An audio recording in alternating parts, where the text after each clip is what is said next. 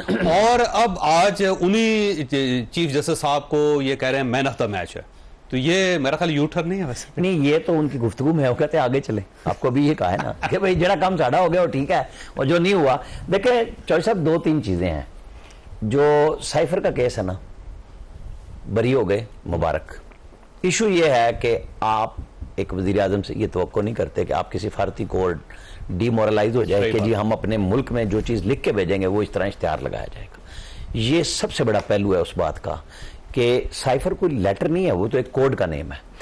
हम उस चीज़ को पब्लिक कर देते हैं कि जो दुश्मन हमारा ढूंढ रहा है उसकी कुछ कीज चेंज होती रहती हैं जो बताया गया है। ये नहीं है कि पूरा को आप रोजाना कोड ही नया बनाते हैं। आपने दुश्मन का काम आसान किया, ये टेक्निकल इशू बस इतना था। इसके ऊपर हमारी अदलिया ने उसी तरह बरी कर दिया जिस पे इनको एतराज़ है। नवाज शरीफ को फकीदुल मिसाल बरी किया गया। हालांकि आमिर फारूक ने, जस्टिस आमिर फारूक उस वक्त वो चीफ जस्टिस नहीं थे, अगर मुझे सही याद है सितंबर 2021 में जब इमरान खान वजीर आजम थे, उन्होंने आखिरी हियरिंग में कहा मरियम नवाज मालिक हैं, पेपर बताएं। उन्होंने कहा जी नहीं है। नवाज शरीफ मालिक हैं, पेपर बताएं, नहीं है जी। उन्होंने कहा फिर आपका केस क्या है?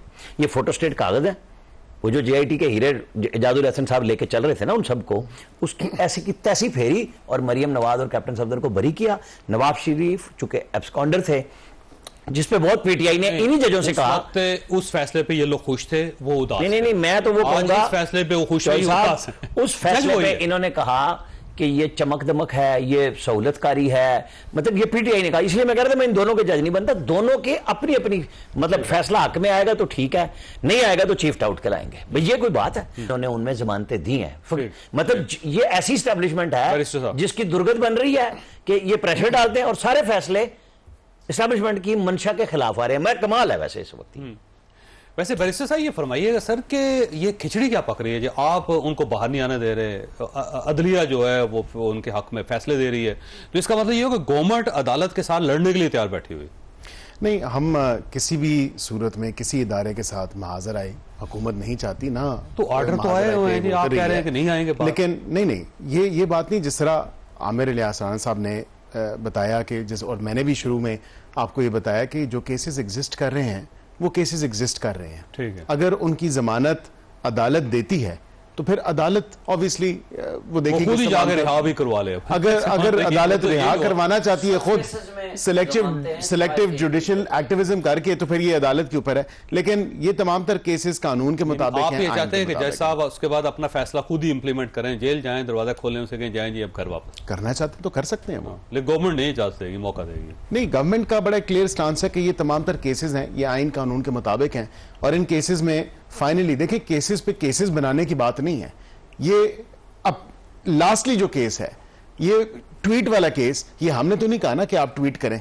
ट्वीट तो खुद की गई, कानून तो खुद तोड़ा गया, आइन को खुद हाथ में लिया गया, इदारे के साथ खुद जो है वो फ्रंट पे आ गए। लेकिन तमाम तर चीजें ये हमने तो नहीं कहा। खान साहब तो जेल के अंदर है ना सर, तो उनके पास तो ट्विटर एक्सेस नहीं है, एक्सेस नहीं है, लेकिन उनकी मंशा पे, उनकी इमा पे हुआ। जो इनकी पार्टी के 5-6 लोगों की एक बड़ी कंफ्लिक्टिंग स्टेटमेंट्स हैं। ये एक बंदा कहता है कि जी खान साहब की इमा पे हुआ, उनकी इंस्ट्रक्शंस पे हुआ। एक कहता है अमेरिका से चलता है, दूसरा कहता है कि नहीं खान साहब को पता ही नहीं है, तीसरा कहता है हाँ हो गया लेकिन आइंदा नहीं होगा। तो ये तो खुद तो फैसला करें कि वाकईतन वो चला रहे हैं या नहीं चला रहे। और फिर जब उनसे इन्वेस्टिगेशन के लिए इदारे जाते हैं 161 का बयान रिकॉर्ड कराने, वो कहते हैं जी कि मैं क्योंकि अमेरिका और बरतानिया में उधर का आइन का पाबंद हूं, शायद तो मैं नहीं दूंगा। मुझे तो समझ नहीं आ रही कि कौन सी। अच्छा, वैसे आपका ख्याल ये है कि वो जो केस है, ट्वीट वाला केस है जिसमें गद्दार कौन है, एक वीडियो है, और उस पे इमरान खान साहब के ऊपर आर्टिकल 6 लग सकता है? नहीं, आर्टिकल 6 हाई ट्रीजन है, म्यूटनी है, ऑब्वियसली ट्रीजन है। अब वो देखा जाएगा कि इन्वेस्टिगेशन एजेंसीज उसको किस तरफ लेके जाती हैं। पीका का तो उसमें ऑब्वियसली एक एलिमेंट मौजूद है। मैं आपकी प्रेस कॉन्फ्रेंस सुन रहा था जिसमें आपने कहा था कि गद्दारी का केस बना। अगर इंग्रेडिएंट्स पूरे होंगे तो डेफिनेटली। आप वैसे महसूस करते हैं इंग्रेडिएंट्स पूरे? मैं समझता हूं काफी हद तक इंग्रेडिएंट्स पूरे हैं। ठीक है, क्योंकि ये जो केस है सिर्फ गवर्नमेंट बना सकती है, आपको अंदाजा होगा। कोई जी बिल्कुल गवर्नमेंट बना सकती है, और गवर्नमेंट बाकी और तमाम चीजों पर भी देख रही है कि एक अगर इंतशारी टोला, जिसको मैं सियासी जमात नहीं समझता, अगर वो लोगों को वरगलाने, कौम को दोबारा एक 9 मई जैसे अफसोसनाक वाक़े पे दोबारा वो बर्पा करना चाहती है, तो माजत के साथ तो फिर तो ये भी कंसिडर होना चाहिए कि ऐसी सियासी जमात का एग्जिस्ट करना ही, यानी आप समझे बैन हो जानी चाहिए पार्टी। मैं ये नहीं कहूंगा कि बैन हो जानी चाहिए, लेकिन ऑब्वियसली लेकिन देखा जाएगा। ऑब्वियसली अभी तो बड़ी नेसेंट स्टेज पे है और अंडर इन्वेस्टिगेशन। फैसलवाड़ा साहब ये इंकशाफ कर चुके हैं कि ये बैन होने वाली है पार्टी। अभी हतमी तौर पे कोई फैसला नहीं हुआ और नहीं अंडर डिस्कशन है। उनको वैसे इंफॉर्मेशन पहले मिल जाती है, ये याद रखिएगा कि जो फैसलवाड़ा साहब कहते हैं ना, वो उनके मुझे ख्याल सितारों की चाल समझते हैं वो, और उसके बाद कुछ अरसे बाद वही हो जाता है। अब पता नहीं वो नजूमी है या वो मुझे नजूमी गैप कलम जानते हैं ये तो हमें नहीं पता। अच्छा शेर साहब, आप पुरानी चीजों को रो रहे हैं, नए केस खुल रहे हैं, नए खाते बन रहे हैं, वो कहते हैं पार्टी बैन होनी चाहिए, वो कहते हैं गद्दारी का केस बनना चाहिए, और ये म्यूटनी फैला रहे हैं पाकिस्तान के अंदर। तो आप तो मेरा ख्याल है लंगोटा कस लें आप। देखिए ये कोई म्यूटनी का पहला केस तो नहीं बना रहे, दर्जनों अभी इमरान खान के खिलाफ इसके मुकदमे बने हुए हैं ऑलरेडी। म्यूटनी का केस भी बनाया हुआ है इन्होंने, हैं कौन सा है, कई हैं, मैं आपको भेज दूंगा, आपको कई किए हुए इन्होंने, दर्जनों केसेस हैं, कोई 203 मुकदमात ऐसे तो नहीं बने, बल्कि पीपीसी की कोई दफा नहीं है जो लगी हुई ना हो उनके ऊपर। लेकिन बात यह है कि मुझे बताएं, मैं इनको एक वार्न कर रहा हूं, इतना आगे जाएं जितना आप बर्दाश्त कर सकें कल, इतना ना आगे चले जाएं जो आपकी बर्दाश्त से बाहर हो जाए। इमरान खान लीडर है, वो इस मुल्क को छोड़ के नहीं भागेगा, आपका लीडर भी भाग जाएगा और आपके पीछे कोई सरपरस्त भी नहीं रहेगा। ये वो पार्टी है जी, ये वो पार्टी है जिसके साथ 80% 90% आवाम खड़ी हुई है। डरे उस दिन से जिस दिन आवाम आप लोगों का घेरा तंग कर ले, जिस दिन एजेके की तरह आवाम बाहर निकल आए। न करें ऐसा जुल्म, न करें ऐसी ज्यादतियां जो निजाम इंसाफ, कानून, आइन आपने उठा करके रद्दी की टोकरी में डाल दिया है।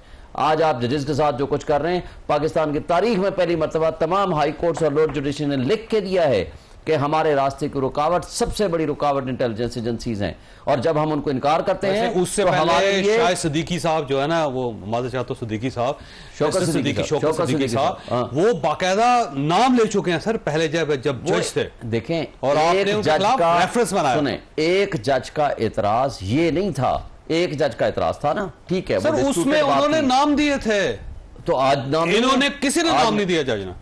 देखें, नाम नहीं दिया। पाकिस्तान की तारीख में पूरे पाकिस्तान की हाई कोर्ट्स और लोअर जुडिशरी लिख के दे रही है, उस वक्त एक जज ने किया और उसी को मुख्तार में खड़े होकर आपके सामने की बात है जो उन्होंने कहा था वहां पे, आपने तो फौरी तो बजाय इसके कि आप उनके साथ खड़े होते, आपने उसके साथ रेफरेंस बना दिया। हम तो उनके साथ खड़े थे, हमने नहीं रेफरेंस बनाया था सर, आपकी गवर्नमेंट ने रेफरेंस बनाया, सुप्रीम कोर्ट ने बनाया था। सुप्रीम कोर्ट के चीफ जस्टिस, सीनियर मोस्ट जजेस ने सुप्रीम कोर्ट में बनाया था। आप फवाद चौधरी साहब की प्रेस कॉन्फ्रेंस, फवाद चौधरी की प्रेस कॉन्फ्रेंस का मैं पाबंद नहीं हूं, की प्रेस कॉन्फ्रेंस आजकल वो चले गए हैं। आपके अटॉर्नी जनरल पाकिस्तान के उस वक्त व्यूज देखें, वो वापस आ रहे हैं। ये जिस तरह आप आज का नाम लेते हैं ना, एक सुप्रीम कोर्ट, उस वक्त सुओमोटो रेफरेंस आया था।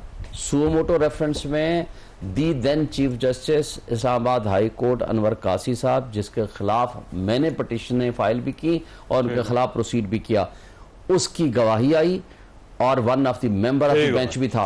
और एक बात बता दूं, एक जज की डिस्प्यूटेड बात, ये जो सबसे बड़ा सवाल आया था, उनसे पूछा गया इंटेलिजेंस एजेंसीज के किसी सरबराह से आपने अपने घर में मुलाकात क्यों की? आपके इल्जामात अगर दुरुस्त भी हैं तो आपने उसको अपने घर में इनवाइट किया, वो कोई जबरदस्ती नहीं घुसे थे, लिहाजा आपने एक लिहाज से मिसकंडक्ट किया है। मैं उसमें नहीं जाना चाहता, हम उस वक्त भी शौकत सिद्दीकी के साथ खड़े थे।